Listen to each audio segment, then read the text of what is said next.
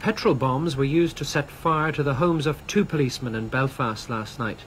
In both cases, the houses were extensively damaged inside. Both attacks occurred shortly after midnight. The first incident was at a terraced house in Mayfield Street off the Lisburn Road. The second was at London Road off the Ravenhill Road.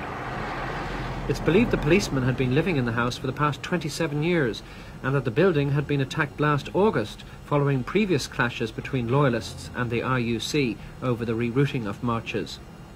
The police say there have now been over 100 cases where policemen have had their homes attacked or have been intimidated since the Loyalist Day of Action on March the 3rd. There was also sporadic rioting last night in Belfast. At D Street, a car was burnt out and a shop set on fire. The police came under attack from petrol bombers, both here and at Ohio Street, off the Crumlin Road, where a car was also set alight.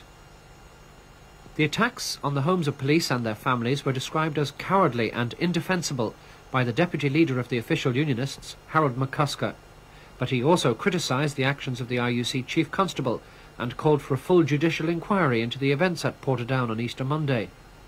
Meanwhile, in Portadown, the Ulster Clubs Chairman, Alan Wright, said he deeply regretted the attacks, but condemned them with some reservation. Because I've been on the streets at night in this town, talking to young fellas and trying to bring about some form of restraint, but having witnessed their friends and their mates literally cut down indiscriminately by the police force, it's very, very difficult to expect them to welcome members of that police force back into their estates to live in peace and quiet. I don't want to see it escalating. I want to see it completely got rid of in terms of the violence in their homes. However, that decision remains with the authorities. Sir John Herman must immediately stop being used by the politicians and allow the police force to be just that, an ordinary police force.